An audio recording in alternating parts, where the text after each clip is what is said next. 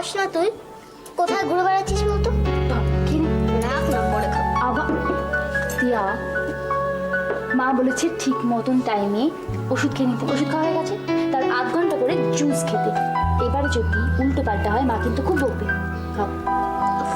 খাচ্ছি।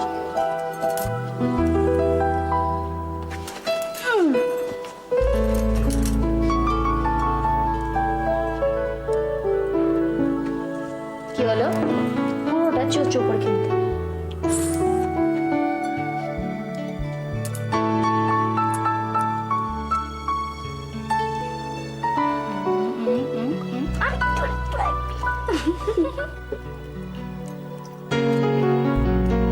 পিপি, এমনি তুই আমাকে ভুলে যাসনি তো? ভুলে যাবো কেন? আসলে তুই তো আর আমাদের সাথে থাকিস না, আমাদের তো দেখাই হয় না তোদের সাথে। আচ্ছা, দেখা না হলে কি ভুলে যাওয়া যায়? হ্যাঁ যাই তো। আমাদের মনের মধ্যে একটা ক্যামেরা থাকে জানিস তো, সেই ক্যামেরাতেই না সব ফটো তুলে যায়। সেই ফটো কোনোদিন নষ্ট হয় না। সেটা ভালো ফটো হলেও নষ্ট হয় না, খারাপ ফটো হলেও নষ্ট হয় না। পিপি, কি হলো? কিচ্ছু না, আমরা এবারে পুতুল খেলবো। স্যান্ডি, দেখলি তো মা চলে এলো। এবার আর আমায় খেলতে দেবে না, বলবে আবার খেলা, শুতে যাও শুতে যাও। না, মা আর বৌদি যেখানে গেছে এত তাড়াতাড়ি ফিরবে না। বেট, মা এসেছে। বেট মা আসেনি। বেট, মা এসেছে। ঠিক আছে। ইয়ে, আমি জিতে গেছি, জিতে গেছি, জিতে গেছি, জিতে গেছি, জিতে গেছি। কি ব্যাপার? লাফালাফি চলছে, সোফা তো ভেঙে যাবে। হ্যালো হ্যালো, কেমন আছো তুমি? ভালো আছি। আচ্ছা তাহলে তুমি কিসে জিতে গেছো সেটা এবার একটু শুনি। ও বলেছে যে মা এসেছে, আর আমি বলেছি আসিনি। সেই নিয়ে বেট। কিন্তু দিয়া, এটা যে একটু ভুল হয়ে গেল। দেখো, পিপি কি বলেছে যে মা নয়, আর তুমি কি বলেছো? মা। তাহলে কে জিতলো? আমি। না না পিপি, না আমি, না পিপি। কিন্তু এই এই সত্যি কথাটা বলার জন্য এটা আমার দিয়ার জন্য গিফট। Thank you. লতা বৌদিরা কোথায়? মা আর বৌদি একটু বেরিয়েছে, আপনার জন্য চা করছি। চা না, আমাকে এক গ্লাস ঠান্ডা জল দিন প্লিজ। ঠিক আছে দিচ্ছি। তো আচ্ছা, আমি একটু তোমার সাথে পুতুল খেলতে পারি? কি মা, ছেলেরা আবার পুতুল খেলে নাকি? মা, ছেলেরা পুতুল খেলে না? ছেলেরা রান্না করছে, ছেলেরা জামা কাপড় ডিজাইন করছে, বানাচ্ছে, পুতুল খেলতে পারে না? তা অবশ্য ঠিক। তাহলে আমি খেলি? হ্যাঁ খেলো। তুমি একটা কাজ করো, তুমি আমাকে বলো যে তোমার পুতুলগুলোর নাম কি। এর নাম হচ্ছে কাটুস। তাহলে এর নাম কি? কুটুস? না, এর নাম গোগো। তুমি তো কিছুই জানো না। আমি কিছু জানি না।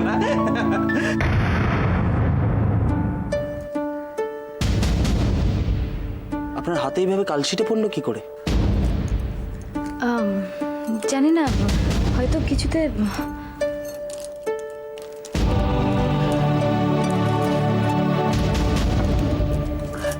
আসুন, আপনিও এই কুটুস গোগোর সঙ্গে খেলতে বসে পড়ুন।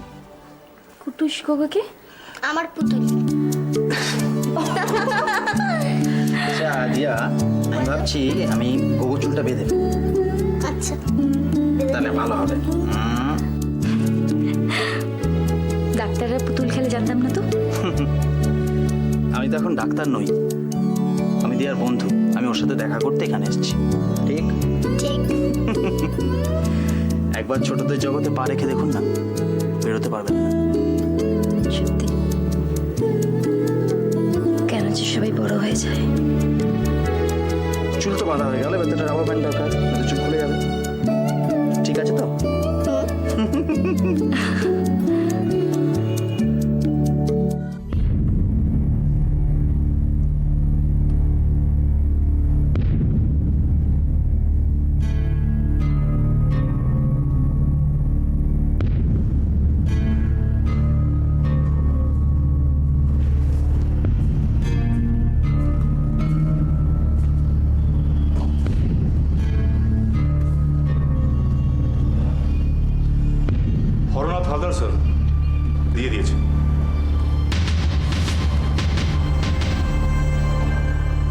শিওর?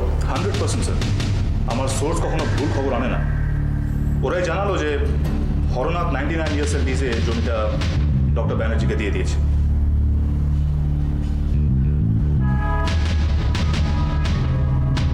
জমিটা দিয়ে দিল? Yes sir.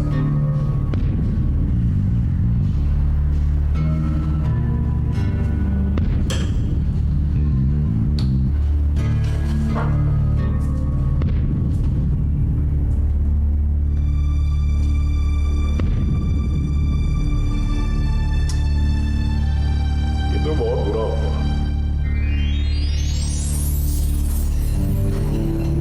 ভালো হলো না রনি, হরনাথ হালদার জমিটা দিয়ে দিল আদিত্য ব্যানার্জি। কাজটা ভালো হলো না। সোজা রাস্তা দিয়ে যাচ্ছিলাম, জমিটা হরনাথ হালদারের কাছে থাকলে ভালো হতো। আদিত্য জমিটা আপনাকে দেবে না স্যার। দেবে না? ভালো কথা না শুনলে ছিনিয়ে নিতে হবে। পটেল কখনো হারে না, না শুনতে অভ্যস্ত নয় কৃষ্ণকান্ত পটেল। সব পার করে শেষে কিনা একটা ছোট্ট ল্যান্ডে এসে আটকে গেলাম। আটকে গেলাম, এখানেই তো মজা। মজা স্যার? মজা। হরনাথ হালদার জমিটা দিয়ে দিল, কিন্তু ডক্টর আদিত্য ব্যানার্জি জমি দেবে না। সেখানেই তো মজা। রিং মাস্টার যেভাবে জানোয়ারদের বশে আনে, কৃষ্ণকান্ত পটেল ঠিক তেমনি মানুষকে বশ করতে জানে। কখনো আদর করে, কখনো চাবুক মেরে। কি করবেন স্যার? বলে দিতে হবে। বাবু বাবু, এই ডক্টর আদিত্য ব্যানার্জি ডক্টর তো সোসাইটিতে একটা পজিশন আছে। যা করতে হবে খুব ভেবে চিন্তে করতে হবে, বুঝেছ? অর্ডার করবেন স্যার, কাজ হয়ে যাবে। সালা এই আদর্শবান ডক্টর জমি দেবে না। আরে টাকা পয়সা থাকলে কি না হয়? তোকে জমি দিচ্ছি, টাকা দিচ্ছি, তুই তো লাভবান। টাকার ভ্যালু বোঝে না এ। আদর্শবান হাসপাতাল নাকি স্বপ্ন, ব্যবসা নয়। মাই গড, তাই তো বলে স্যার। বিনা পয়সায় গরিবদের চিকিৎসা করবে তোমাদের এই আদর্শবান ডক্টর। কোটি টাকা হাসপাতাল খরচ তুলবে কি করে? হ্যাঁ, ছাড়ো এসব বড় বড় কথা। এসব হচ্ছে ইমেজ, নাকলি মুখটা। লোকেদের সামনে ভালো থাকার একটা ট্যাকটিক। আদর্শ, সেবা, স্বপ্ন ব্যবসা নয়। ডক্টরই আমার কর্তব্য। এগুলো সব মুখের কথা, বুঝলে? আসলে ভেতরে ভেতরে সবাই একজন কৃষ্ণকান্ত পটেল, শুধু উপরে মোড়কটা আলাদা। আমার আর ওদের মধ্যে শুধু একটাই তফাৎ, আমি যা আমি তাই। আমার মিথ্যে কোনো ইমেজ নেই, কিন্তু ওদের আছে। Bloody hypocrites. স্যার? লাওয়াল স্যার? रघुपति राघव राजा राम पतित पावन सीताराम सीताराम। किडनैप, किडनैप के বাংলায় কি বলে যেন? অপহরণ।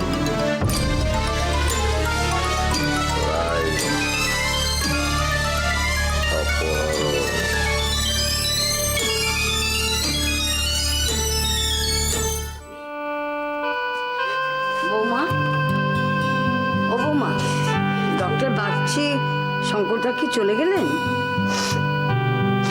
ডক্টর বাচ্চিকে এগিয়ে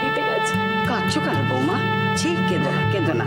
দেখো দিয়া আমাদের খুব আপন জন, ভালোবাসার জন। আমরা সবাই ওর ভালো চাই, ওর খারাপ হতে পারে না। আমি বলছি তোমাকে, কেঁদো না, একদম চোখের জল ফেলো না। মোছো মোছো মোছো, কেঁদো না, মোছো। মা, দাদি, তোমার সবাই কাঁদছো কেন? তুমি শোনো আবার বিছনা থেকে উঠে এলে কেন? আমার আর একা একা শুয়ে থাকতে ভালো লাগছে না। তোমরা কি আমার জন্য কাঁদছো? কাঁদছি না, কোথায় কাঁদছি? মাথা ধরেছে তো সেই জন্য। এসো না, আমি টিপে দিচ্ছি। এসো। যাও না এসো না। যাও না, ভেতরে যাও। মা, আমি আবার কবে স্কুল যাব? আমি স্কুল যেতে পারবো তো আবার? কেন পারবি না মা? তুই তো যাবি, কদিনের মধ্যেই স্কুল যাবি। এসো না মা, যাও এসো বৌমা, মাথায় ভেতরে টিপে দিই, এসো। যাও।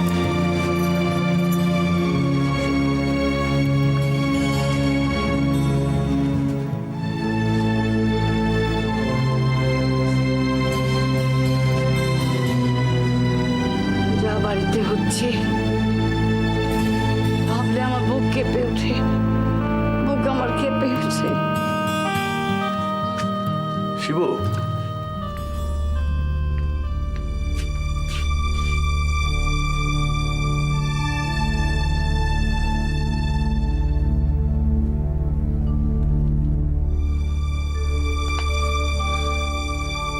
এবারে তো একটা যাওয়ার দিন ঠিক করতে হয়। কোথায়? ডাক্তার বাগচি বলেছেন দিয়াকে মুম্বাই নিয়ে যেতে হবে। মুম্বাই? হ্যাঁ, ওখানে আরো কিছু টেস্ট হবে, দিন কয়েক থাকতেও হবে। কে নিয়ে যাবে? আমি আর লতা। একটা কথা বলবো? বলুন। যদি লতা আর অভিষেক যায়। অভিষেক? হ্যাঁ, ও নিজে ডাক্তার, ও সবকিছু দেখে বুঝে নিয়ে আসতে পারবে। অবশ্য যদি রবিন না ভর্তি থাকে। হ্যাঁ, অভিষেক তো এখন আমাদের ফ্যামিলিরই একজন হয়ে গেছে। ও গেলে তো সবচেয়ে ভালো হয়, কিন্তু ও কি পারবে? মা, মা, যাই, তুমি তাহলে একবার অভিষেকের সঙ্গে কথা বলে দেখো।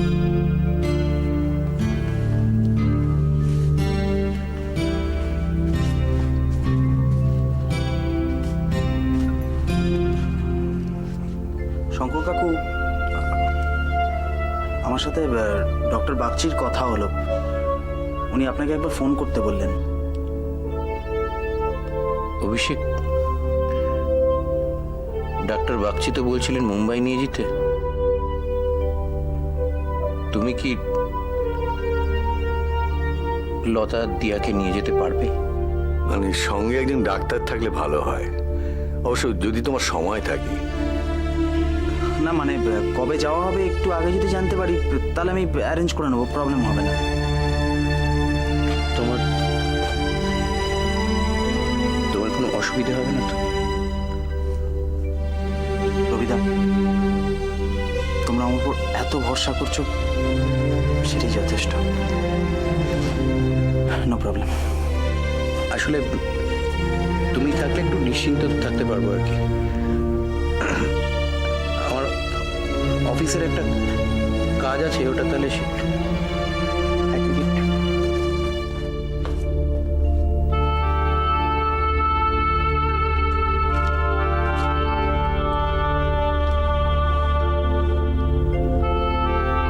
শঙ্কর কাকু, দীপেশ কি বলছে? টেনশন তো একটা আছেই। দেখি আগে টেস্টগুলো হোক। তুমি সব সময় ওদের পাশে পাশে থাকবে। আমি সবসময় আছি, আমি আমার যথাসাধ্য চেষ্টা করব। কিন্তু শঙ্কর কাকু, সব কিছু তো আমার হাতে নেই। কিন্তু দেখো, সব সময় হাসি মুখে বলে যেতে হবে কোনো চিন্তা নেই, আমি তো আছি। এটা না বললে ওই মানুষগুলোকে তুমি সাহস যোগাবে কি করে? আমি সবকিছু অ্যারেঞ্জ করে তোমাকে জানাতে থাকবো। দেখি মুম্বাইতে কথা বলে দেখি যাওয়ার ব্যবস্থা করি।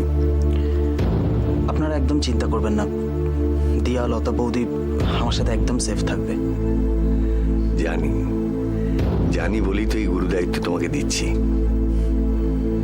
আমাদের সবার এত চেষ্টা,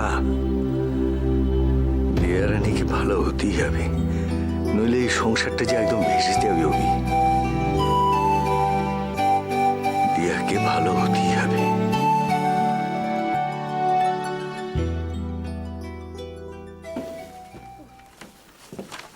কি মা, এত ঘেমে নেই করতে কি এলে?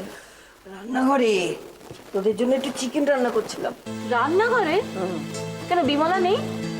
আছে তো। আরে ও রোজই তো ও রান্না করে, একদিন নয় আমি করলাম। মা, তোমার ছেলে এটা শুনলে না আমাকে আর আস্ত রাখবে না। আচ্ছা, এই সবে তুমি নার্সিংহোম থেকে ফিরেছো, কি দরকার ছিল আগুনের মধ্যে যাওয়ার? ফিরে তো এসেছি, মরে তো যাইনি। চুপ কর, এখন আমার শরীর খুব ভালো আছে। আর তাছাড়া অত আতুপাতু করিস না তো। একদিন রান্নাঘরে গেলে এমন কিছু মহাভারত অশুদ্ধ হবে না। আদিত্যটা আজকে এত রাত্রি করছে কেন কে জানে? বোধহয় ওই দীপক আর ভৌমিকের সঙ্গে সাইটে গেছে। একদিন ওই হসপিটালের কনস্ট্রাকশনটা গিয়ে দেখে আসবো। যাই, চিকেনটা দেখে আসি, নইলে বিমলা আবার এক গাদা জল ঢেলে দেবে। না,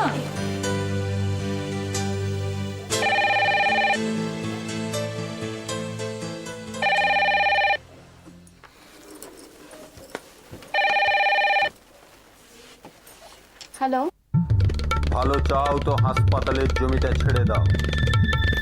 হ্যালো, কে বলছেন? হ্যালো, হাসপাতালের জমিটা ছাড়। হ্যালো, কে বলছেন? আদিত্য আমাদের জিম্মায়। জমি না ছাড়লে পরের লাশটা বাড়ির সামনে ফেলে দেব।